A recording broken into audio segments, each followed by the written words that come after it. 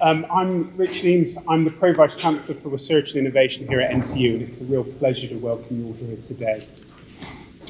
So, guests and colleagues and students, good evening and welcome to our Newton building for our first business series lecture of this academic year. We're delighted to welcome Tim Moody, who is Head of Global Hybrid IT Strategy at Fujitsu, and to our university, and to deliver tonight's lecture. So Tim has worked in the IT industry for nearly 30 years, since graduating with a physics degree from the University of Nottingham. Now working for Fujitsu as the Head of Global Hybrid IT Strategy, his career has taken him around the globe, from Texas to Japan, as he has sought out new challenges. Tim is a great believer in lifelong learning, in seeking out new information and redefining the linear preconception of a career progression. In his role, defining the products and services Fujitsu have to develop to help their customers transform their businesses, he heads up a global team and describes his leadership style as down-to-earth, pragmatic, and with a healthy dose of fun and creativity thrown in. Tonight, he will help us to understand the importance of cultural awareness in driving effective teamwork in multinational teams. He will delve into the key concepts, benefits, and strategies for fostering cultural understanding and collaboration, ultimately paving the way for success in the global IT landscape. And from language to decision-making, Tim will explore the differences and commonalities in multinational teamwork and how to make it effective. So while focusing on the IT industry, Tim's lecture will have lessons for us all. As changing work practices post-COVID mean more of us are adopting to the remote and flexible ways of working, which are a necessity in communicating across time zones. Tim is also an advocate for looking after your own well-being within your busy work schedule. He is proud to have created a men's work well-being network at Fujitsu. Away from the office, he has his own ways of keeping healthy, both mentally and physically, through playing the ukulele and riding his bike up mountains when given a chance. Alongside being a father of two, one of whom is represented here tonight, thank you very much, Tim describes himself as a Sprocker Spaniel Wrangler. So without further ado, it gives me great pleasure to welcome Tim Moody to the stage for this evening's Business Leaders Lecture, The Opportunities and Challenges of Working in a Global Business.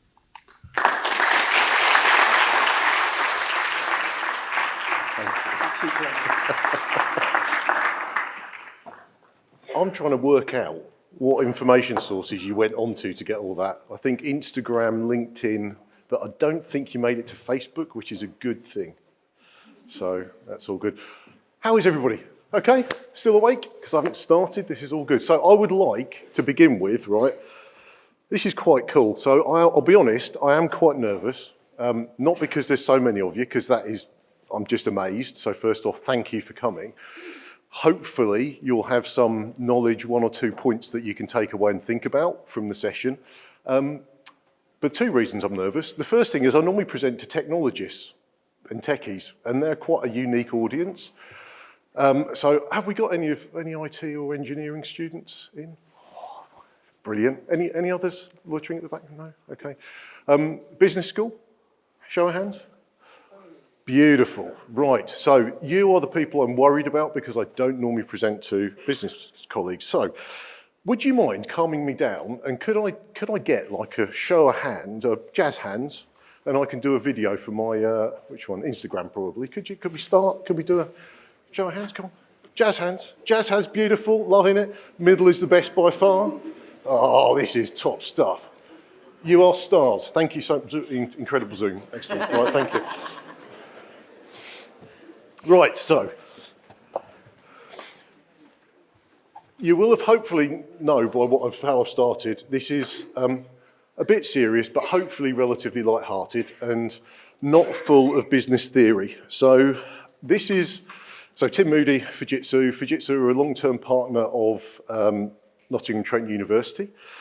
And we done a number of things actually in terms of joint projects and programs. We've taken part in CV screening, engineering competitions that we've helped judge, but this is part of the ongoing, hopefully, joint work where we can collaborate. You've already heard what the talk's about. That's a very wordy version. I can tell you that was mainly generated by ChatGPT, which I wouldn't advocate, but it's a good shortcut. So does anybody know who Fujitsu are? Go on then. Somebody want to shout out? Do they make air conditioning? No. So we are an IT supplier, a global IT supplier, but we're very purpose-driven as an organisation. So our focus is on all the projects and companies that we work with is trying to make the world a better place. Focusing on sustainability, so improving when we think about energy footprint, carbon footprint, making the world more resilient through IT deployment, supporting citizens, supporting countries across the globe. We're a large organisation, so we are the biggest supplier in Japan, which is where our headquarters are, but we're actually in a very large number of countries and have about 124,000 staff, which kind of makes it quite a fun place to work. We support our customers, as it says here, in just over 50 countries, which makes the work environment a very diverse place and quite a challenging place sometimes for a whole variety of reasons, and I'll hopefully explore some of the really good side of that and also some of the challenges and the way that actually you need to think about operating, hopefully. We've been around since 1935, and we've seen ourselves as a company reinvent ourselves 3 or 4 times. And we're just in the process of kind of refocusing the way we are developing services and delivering services to our customers, and very much focusing on sustainability. So sustainability of the earth, but actually making the world a better place, to say back to the purpose. Now, that all sounds quite nebulous, if I'm being honest. If I'm sitting in your position, you go, what does that mean exactly? Let's talk about it. So we deliver IT services. So we do projects, we support governments to make sure that we collect taxes. I'm sorry about that, but we do help the UK government collect their taxes. We protect borders, we help defence organisations worldwide, but we actually do some quite cool stuff. So I thought I would start with my favourite, one of our case studies, top left, if I'm right, which is with a beer company, which we work with them to provide traceability of their beer from field all the way through the canning process, and you can work out exactly where the beers come from and all the ingredients, which I think is a very student-friendly type of piece of work. Bottom right, we have some unique technology, relatively unique technology with Fujitsu called quantum computers, and they allow you to solve problems that you can't solve using traditional computing technology. So bottom right, an example of one of those pieces of work is where we've looked to optimize traffic flows in Montreal. So actually allowing the traffic to flow much more quickly, optimize journey times, and again, from a sustainability, reduce carbon emissions of the cars that are traveling and the various transport solutions. We do lots of other stuff, but if you think about, we're focusing on helping our customers, whether they're governments, whether they're industry partners, transform their businesses. So that's what we do, and examples of what we do. Now, the how we do it is really important.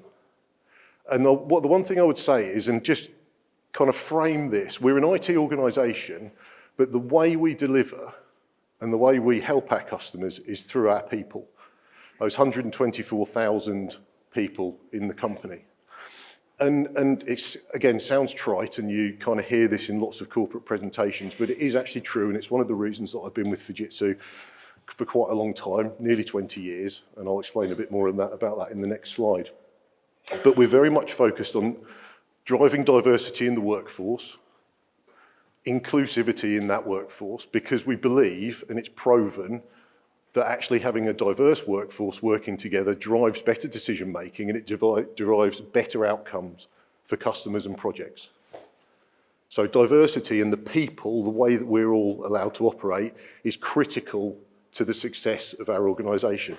And think about that as we go through the challenges of working in a global organisation.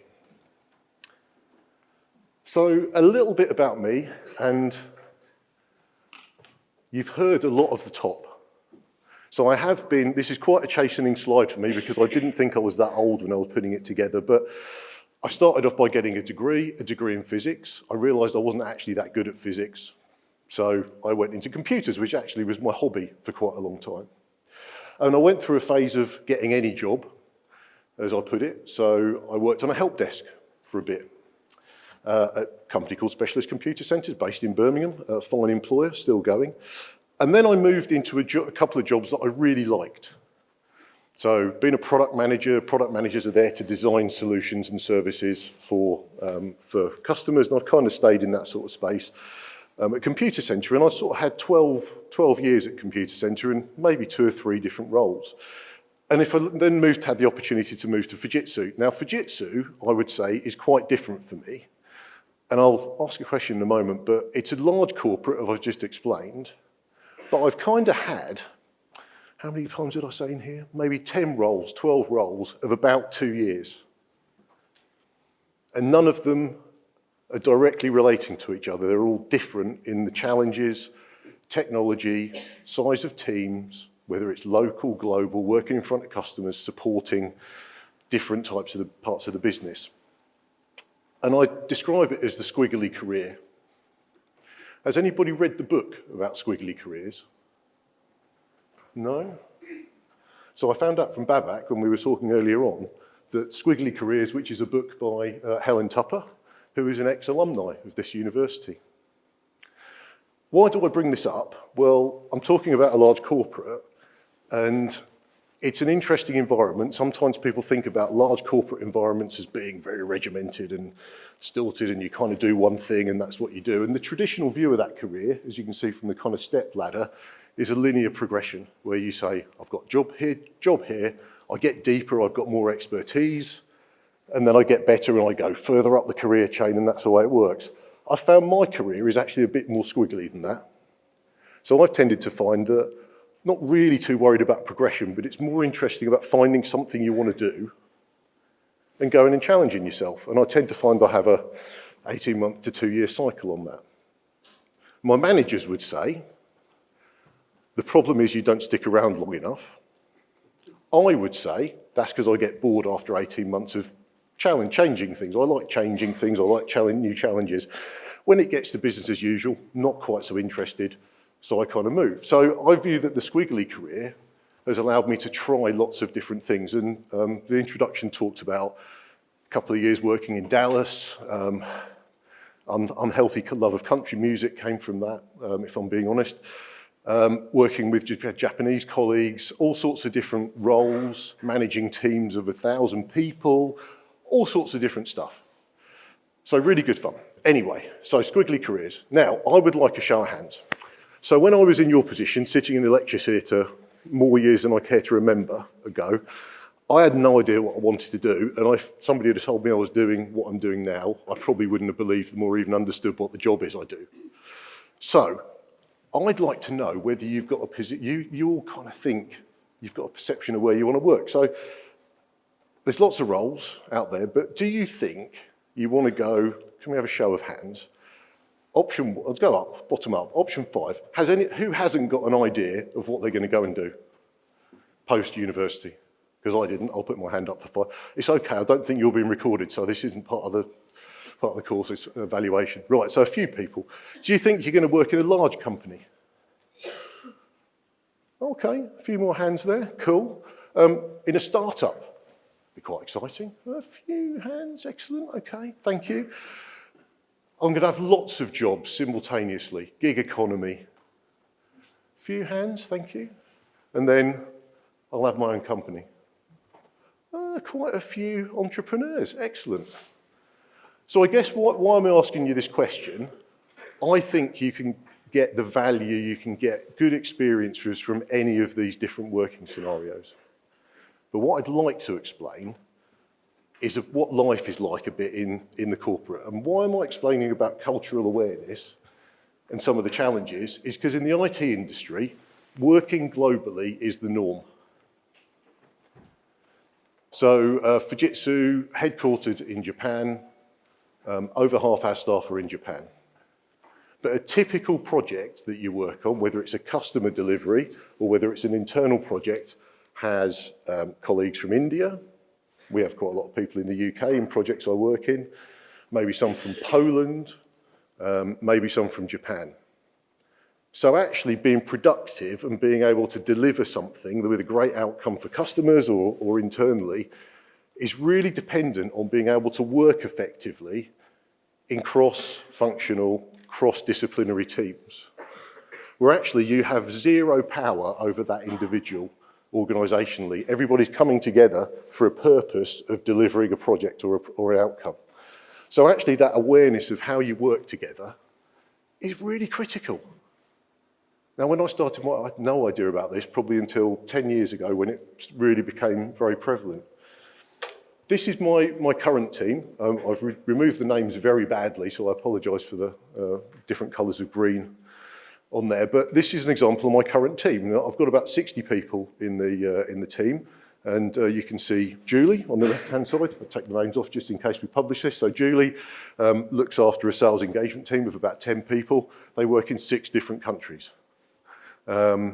Jane, based in the UK, has 5 or 6 people, one based in Poland, and the rest in the UK. Otani-san, who's in the middle, runs business management with a completely Japanese team. Neeraj and Taro-san, a small team in terms of architecture, and analyst relations, Harminder, is UK-based, and Kure-san at the end has a completely Japanese team. Now, apart from me, none of these people from Japan so the different geographies, the UK team have met the UK team, but the Japanese team has never physically met any of the people on this slide apart from me.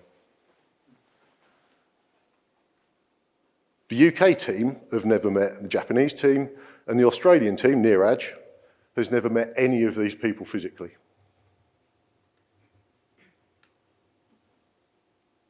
Does that strike you as an interesting environment? I mean, so actually forming a team, getting people to work effectively together when you don't meet physically is kind of an interesting challenge. I think it's an interesting challenge, and I hope you will do as well. Now, global working sounds really glamorous. This is my office for 80% of the time. You can see there are 2 28-inch monitors, so I have plenty of screen real estate to work from. But this is my view for most of the day, starting typically at 7 when you start on calls with Japan, and then maybe going till 6 o'clock when you're speaking with North American teams because of the time zone differences. Now, there's some good sides to this, right? So this is in Bromsgrove, as my daughter will recognise, Charlotte. And I've taken the scribblings off that anybody's going to want to read, so she'll be okay with that. But the good news is, there's no commute time. Well, it's upstairs from the tea and coffee, but that's on tap. It's fine, but I'll tell you what, it drives you completely mad sitting in front of the same screen all the time, speaking to 2D people all the time. So it's quite easy to kind of spend 6 or 7 hours on Teams calls all day, every day, in different conversations. Now, the company, Fujitsu, would say, actually, that's more productive, it's more cost effective, but there's a real price to pay for people feeling like a part of a team as that process. So we do get together, and these are two of the sites that I use in the UK. The top one's in Solihull, just by Birmingham Airport, and the Lantern is just by Euston. And typically, people come together once every couple of weeks, maybe a month, to meet, to collaborate, to do team meetings, but the default is working remotely as a team together. So dynamics-wise, you really have to think about being deliberate when you get people together, because you want everybody to understand enough about each other to be effective. Now, I've said to meet 3D people. It's actually really important. One of the challenges with hybrid working is you lose any concept of networking easily. So water cooler conversations if you're in the same office. So there's some things we've done with like speed dating online to try and get people to meet individually, or just set up random calls with people on a kind of quite a networking speed dating approach. So you get to meet different people, because it's quite easy just to stay in your own little community. So the challenge of collaborating, the challenge of getting people physically together is really important. Now, I suspect your perception of whether that's a problem is different to mine. And actually, everybody in the team has a different perception of whether they mind that situation or not. Some of the guys and girls think, I'm really happy with that, I don't have to commute, I'm really not bothered about seeing anybody else in the team physically. Some, like me, I really like the opportunity to collaborate with people. So, this is the type of working environment that you will find, I think, persisting. Even though COVID's nearly disappeared or disappearing, you will find that will persist. Now, you do travel globally every now and again, and this is an example of holiday photos. Not really holiday photos, but this is from my one trip, actually, since I started looking after the team, to Tokyo. My boss is third on the right from the bottom, on the top left-hand picture, a guy called Arai-san, who's a really, really good guy. Lots of experience working in the US. And actually, the rest of these team are many of the people that I showed you on the organisation chart. That's the one time I've met most of my team since April. So what's that, 6 months, give or take. But it's a really good opportunity to network. Now, if you're interested in the other, does anybody like Japanese food? Yeah, always more of a show of hands to any other question from that one. Excellent. If anybody can tell me what that bottom left is, I'll find you some Fujitsu goodies and mugs and cups and stuff. It looks disgusting, doesn't it? It is something called monjiaki, which I've never come across before in any Japanese restaurant, and if you do come across it, don't order it. It's truly disgusting. It looks like it's been half digested. It smells very similar. So if you come across monjiaki, don't go there. The one in the middle is some beautiful smoked tofu, if you're interested. A very large whelk. So if you like whelks, you're in good hands there, and a very nice prawn with some miso mayonnaise. And then you've got a couple of photos. The one on the bottom right is actually off the top of the building that we have our headquarters in Kawasaki. And for those with very good eyesight, that's Mount Fuji in the distance. Now, why I explain this, actually top right, is my favourite ever reason for a train being late, which was on the subway in Tokyo. The Shinkansen is the bullet train. You may have heard it referred to as that. And it was late because of South Korean or Korean missile launches. I don't know how it was late or why it was late because of the Korean missile launches, but that was the sign warning of it. Now, the reason I'm putting this up is travel in a corporate environment is really, really great. It's a privilege to have somebody say, go work with a team on the other side of the world. I'm really into culture and different cultures and understanding people. My challenge to everybody, if you get an opportunity, any opportunity, take it. Because I always think you may never go back somewhere. So if you get 2 days, quite often so Japan, for instance, will fly in on a Sunday evening and you work through to Friday. Extend the stay by a couple of days. Go and visit places, because you may never have the opportunity. That is a real upside of working in a global organisation, but it is not the norm. Now, I said about teams, I said about that being the normal communication mechanism. How you bring teams together is really, really important. So this is my team. We have a team call, a couple of team calls every week. And actually having a shared set of values, common understanding is really, really important for creating a team, because unless you trust each other, you can't have conflict. And without conflict, you can't be creative. And without creative, you can't deliver productivity. So trust is really important to deliver. And one of the things we do is share the small stuff. So we do a good job of, you actually see that's not monjiaki, but we have fat Thursday calls. So everybody talks about food generally. Mirka, who is top left, is the world's best baker in Poland, as far as I can see. She does fantastic cakes, generally has them on screen. But we typically, in team calls, share little things.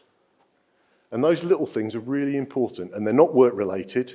They're things that people did at the weekend, what their family did, all that kind of stuff. And they're really important facts, because if you're not speaking to people on a regular basis physically, knowing little snippets gives you some level of common language that you can speak to people about.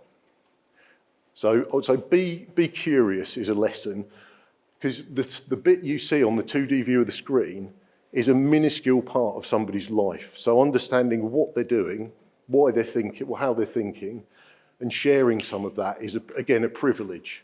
And you get a window into different cultures, different countries in that process. Now, well, that build didn't work very well, did it? So, the other thing is language. So I am pretty rubbish at language. I struggle with English and have very bad French and very bad Japanese. Apparently, in Fujitsu, like many other companies, English is the common language, which is true, but actually not everybody speaks it and understands it to the same level. So one of the things that I've learned, certainly while I've been managing a Japanese team, a large amount of Japanese teams, is there's lots of different ways of communicating. But you have to be really considerate about the person that's receiving the information and how you share it. So let me give you an example. Top left is Teams, as is bottom left. Teams does translation from English to Japanese in real time. If you want to laugh, try it. Because I'll tell you what, I don't know what conversation it's listening to, but it isn't the one you're having. So we have language speakers of both English and Japanese, and they just tell me it's atrocious. And you see what they're supposed to be saying, what the Japanese team are supposed to be saying. It doesn't bear any resemblance to what they're talking about. So you have to be really considerate about the way that you communicate. So the Japanese team especially, English is typically a second language they learn up to 18 in school. Their written Japanese is typically okay, but because there aren't that many English speakers in Japan, speaking is a lot more difficult. So doing small things again, sharing information before meetings that's translated. Speaking slowly. Not using phrases like, what's the best example? What's an English phrase that you could use? Starter for 10, thank you very much, sir. So starter for 10, for anybody who's watched the University Challenge, you'll know exactly what that means. That confuses every other nationality because they have no idea what University Challenge is. In fact, the Americans are more confused generally by a starter for 10 than anybody else. So generally, if you use phrases like that, the Japanese team are very polite and they don't tell you they don't understand. So you sort of end up having to kind of navigate around, and halfway through you realise they haven't understood what you said. So sharing information, being really courteous, speaking slowly, having a translator, having somebody that can help if they don't think that people have understood. It's really, really, really important. Why am I telling you this? Thinking about how people consume information and helping them understand better is critical in any working environment, especially one with multicultural. Now, the two next slides, kind of the last bit of content. Decision making. So this, I'll pause here. Just read through these if you wouldn't mind.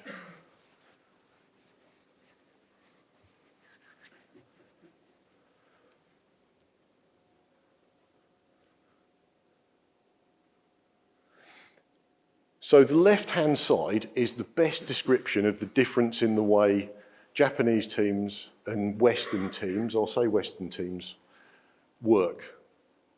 So typically when the Japanese teams have a meeting, they're actually pulling together consensus on a topic. And then typically there'll be lots of other meetings to agree what they've agreed in the previous meeting, but eventually, once they decide and get aligned what they're going to do, you go really quick because everybody's lined up. In Western business, you use meetings to make a decision, which is completely at the opposite end of the spectrum to Japanese colleagues. So if you try and go into, and I had this experience yesterday, I will admit, I tried to go into a meeting with half Western, half Japanese members of the team, and we tried to make a decision, and none of the Japanese team wanted to because we hadn't explained all the previous information. So how people make decisions is very different globally. And I will share, and again, understanding that and considering it is very important. Now, this is another book, and I would recommend if you're interested in this subject, this is like the reference Bible for cultural awareness and how different nationalities process information and make decisions in all sorts of other dimensions. So you have either end of the spectrum, top down, which is, as it says, decisions are made by individuals, you dictate the answer. Consensual, which is on the left-hand side, which is everybody comes together and makes a consensus before the decision is made. And what you can see is that some of the countries at this end of the scale are Japan, Sweden, interestingly, very consensual. So if you want to make a decision, that's about socialising information with the team members. If you're at the other end of the scale, China, India, Russia, that's about individuals making decisions.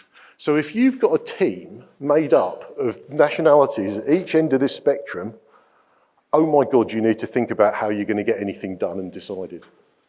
Because they're too... I didn't catch that. Could you try again? No.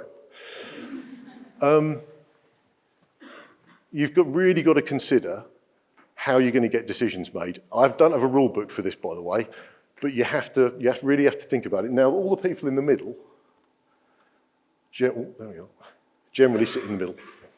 UK is somewhere in the middle of that. So really interesting. I once had a random conversation with an airline stewardess while everybody else was asleep in Virgin Airlines, who looked after the planes, and she said if you're on a route that mixes Nigerian passengers and Japanese passengers, it's chaos, because the Japanese are very, very polite and don't generally complain, and the Nigerians are quite happy to complain. Neither is right or wrong, but they find the passengers don't mix very well, and actually being a stewardess on those planes, she said, was almost impossible. So it's interesting. It's not just IT, but this is about cultural decision making. The last point I wanted to raise was time zones. So let me build this out. With all the different countries I've talked about being part of this, part of a team, what I've done is this is a nice tool. There's plenty of these on the internet where you can put in what time you want the meeting to happen, and then it tells you what time it is in what different time zones. The top red blob is a golden hours meeting. So there's early in the morning UK is a great time for meetings with Japan. And you can see that that's not too bad, actually. So I've put Nottingham in, but Łódź in Poland, which is where some of our delivery teams are from, Tokyo, 4 o'clock in the afternoon, 7 a.m. UK, 8 p.m. in Sydney, where Neeraj would be, and then you don't want to get any the West Coast or Central American teams onto one of those calls because they have to get up at 1 o'clock and they are really grumpy about it. So you can see that actually you really have to consider who you're inviting to meetings and when you schedule them to be actually quite polite. Lunchtime meetings, again, actually they're not too bad. They just inconvenience most people. Now, this is an example, the bottom one, kind of 5 o'clock gives you a view that this would be a really awful time to be dialing Japanese colleagues into this meeting. We had a couple of meetings that we had to do which were really critical on briefing customers, where we needed the Japanese teams online with the west coast of the US and the UK, and somebody always loses. And it's generally either Japan or America in terms of the time zones. Why am I explaining this? From 2 reasons. You have to be considerate, and you have to be considerate about if you're trying to make decisions across time zones, you might need 2 or 3 meetings to do it. The other thing is, and coming back onto the well-being point, well-being is really important. So you have to have energy. You can't work all hours of the day. Well, you can work all hours of the day, but you'll be exhausted. So again, being courteous and thinking about well-being of colleagues, the right amount of time is really important. So I think I'm just about up on time. Almost, look at that, almost perfect. That's all I wanted to run through. So talked a bit about culture, differences in culture, decision making, organising teams, challenges of getting people together, where you work, how do you bring that all together. Hopefully you found something that is useful in some of that. And at that point, I will say thank you.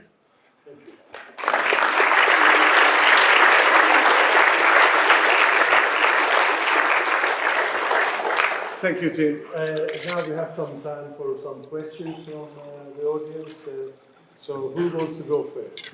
I've got 5 of mine. So I will take questions on Aston Villa and Unai Emery if anybody's interested as well. Thank you, sir.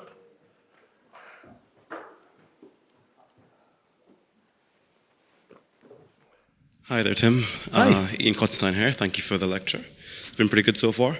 Earlier on, you mentioned the introduction of AI in Montreal for the traffic lights. Are there any core implementations being made by Fujitsu in terms of AI implementation?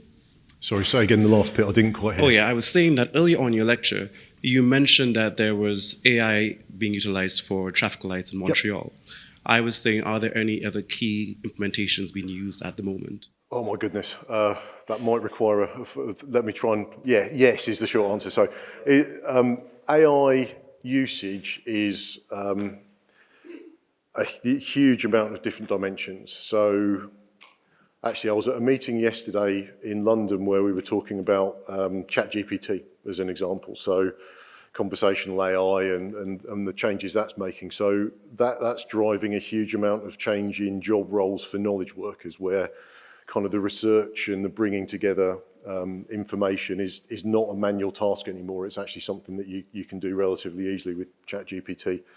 But you have to watch out for data quality. So there's lots. That's one example, very big in the press. The example I used around Montreal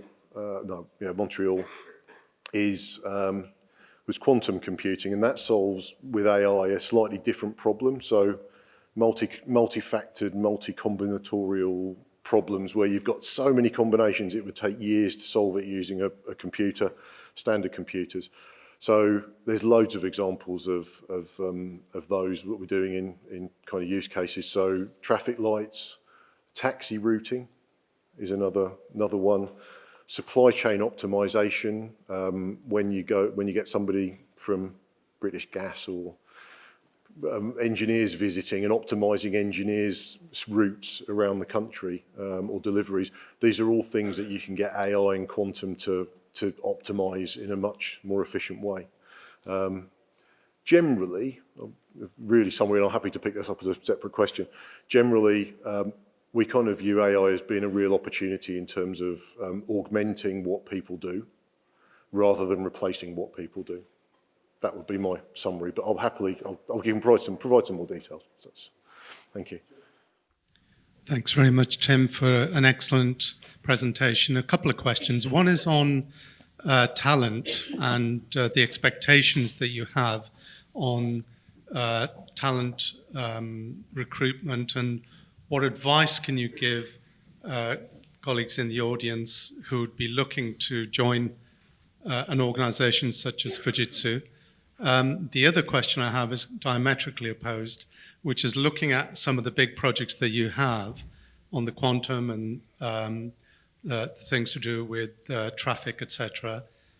As an organization, you're obviously using very big server farms and data crunching facilities. What's your plans for sustainable activity in the future?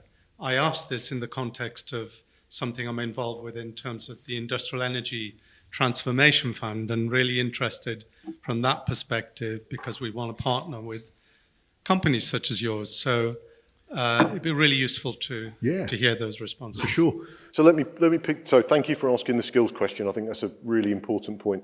So I put the squiggly careers piece up there.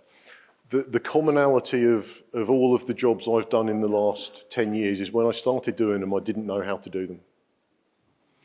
So I think when you did the intro, continual learning is really important because jobs change, skills change, and every 12 to 18 months to 2 years, you will need to learn new skills, whether you're in work or whether you're coming into the workplace, to be current.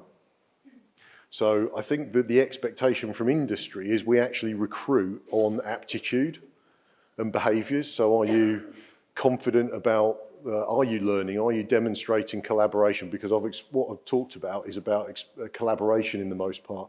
So it's the softer behaviours we typically recruit on, but the expectation is the skills that you'll need in 5 years you haven't got yet. And hopefully you can see, I mean, I'm just been accepted onto a MSc course, so which is about psychology. Nothing to do with IT at all, but I kind of view it as it's a really interesting area. It has kind of interesting, so continual learning would be the aspect. And I think not just Fujitsu, but nearly every company now, certainly in the IT industry, looks for the right behaviours, and then we kind of think, actually, you can, if you've got the right behaviours and aptitude, you can get trained on all the detail. It's kind of based. Sustainability perspective, we bake sustainability into everything we do. So the piece of the organisation I work in, Hybrid IT, which is about cloud services. We have services to help our customers optimise their compute based on minimising carbon reduction as an example. The Montreal example actually was partially around driving improved carbon or reduced carbon output there. And again, similarly, we're seeing all of our customers looking at business outcomes, but also looking at sustainability outcomes for each of the projects. So it is, again, it's sort of a cheesy value statement thing, but actually it is really at the core of what we do. So thank you for the question. Thank you very much, Tim, for a fabulous presentation and amazing insight into working in international teams. A question around AI and thinking about all these different countries and different people from different countries. Do you have a kind of way that you're developing people in terms of preparing them for the AI that's moving so rapidly at this moment? I was just wondering what kind of strategies you're using as an organisation to deal with that in particular. Oh my goodness, that's a great, thank you for the question. I'm not sure I can answer it, that's the only problem. We have a rolling programme of education that Fujitsu drives across all of the disciplines that we have, whether it's kind of customer-facing piece, we've got a lot of technologists, so we do R&D, we do pure R&D globally as well. A lot of that's done in a number of research centres, Japan and around the world. So we're investing in our own research and development on new technology that we think can differentiate. And the quantum computer, actually, it's a quantum-inspired computer, it's slightly different, but that's an example of something that Fujitsu's invested in. And also we're skilling people up then to use it as a tool to deliver the Montreals of this Montreal use cases. So we're developing technology, specific technologies, but we're also upskilling staff all the time as a part of that continual education. AI is a really challenging piece. So if I use ChatGPT, because it's in the press and most people have it on their phones now, and you go and probably get it to write dissertations or whatever, I don't know, but it's fascinating because actually the usage is one dimension, but we have to look at things like security. So the model that sits behind ChatGPT that you asked the question of, there is something called model poisoning, which is a way of, what should we say? I was going to use a really, really crass phrase there, ruining the data quality. So you can put wrong data into the model and you get the wrong outputs from ChatGPT. We have to worry about if that's being used to make decisions on whether you get a mortgage, if we're working with a finance provider, we have to worry about the security wrap, and the data quality and all those other dimensions. Some of that is not understood at the moment. So part of it is about, we're teaching people what's known, but actually that R&D is really important because it's actually driving thinking that we can then talk to customers about and work collaboratively with them to deliver. So I don't know if that's answered the question, but it, thank you. So you're going to come there, and then. Can I have an easier question next time? Thank you. No, thank you. That was brilliant. Hi there. I'm interested in the culture and the teamwork. And having worked for global companies, I realise a lot of your team haven't met each other. Do you think it would be effective to at least maybe have an annual meeting? Or because I tended to find as soon as you met somebody, although you've got the little things that you've talked about there, it does make a difference. It does, hugely. It does hugely. So there's a variety of circumstances which probably mean, with my specific example, the team, we may meet probably first quarter next year, but typically we try and get everybody together every 6 months. For exactly the reasons. It's that establishing trust, getting some commonality in terms of starting to know people. So you're absolutely right. Generally, we'd get together probably once or twice a year, maybe at a half-year kick-off to kind of reinvigorate and do it that way. But it is really important. The other thing where I was talking about like London and Solihull as collaboration hubs, there's another example.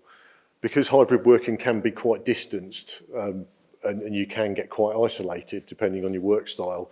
One of the things we're trying to do from a well-being perspective is say actually we bring people together for team meetings rather than do them online. That's different in a truly global role, but actually even for UK-based teams, mostly they'll work at home, but actually you come together. So that collaboration, creating the team, but I think there's a real strong well-being aspect to it, hugely. Thank you. Thanks for the question. Appreciate it. For those of you who don't have a microphone, please project your voice. Okay. Hi, Tim. My name is Natasha, and I have done global projects, and they are very, very rich in career. I'd like to know your thoughts on smart cities and how Fujitsu and yourself have been involved. Have you been involved in any models of that? Yeah, so Natasha, thank you for the question. So the question was about, just so people can't, if they couldn't hear you, smart cities and whether Fujitsu have been involved. Yes, we have. Probably the biggest, so we do a lot of work in Japan actually, so as you would imagine, Fujitsu aren't a great brand, particularly well-known brand outside of Japan actually sometimes. We're a big provider of IT, but in Japan, because of the history of since 1935, we are a very close partner of the government, especially. So we've done a lot of work in terms of actually, traffic is a huge one in Tokyo. Some of the AI type work is around trying to predict traffic flows, but also people flows in cities. We've done the Finnish are actually really quite a long way forwards in terms of smart cities, and we have a lot of business that we do with the Finnish teams. Partially that's about the kind of place, so the city aspect of it, but a lot of it's about the provision of joined up services, citizen services, in terms of how you bring the data together, how you can actually improve services and the delivery of services by kind of predicting where people are going to be or integrating end-to-end processes as well through location.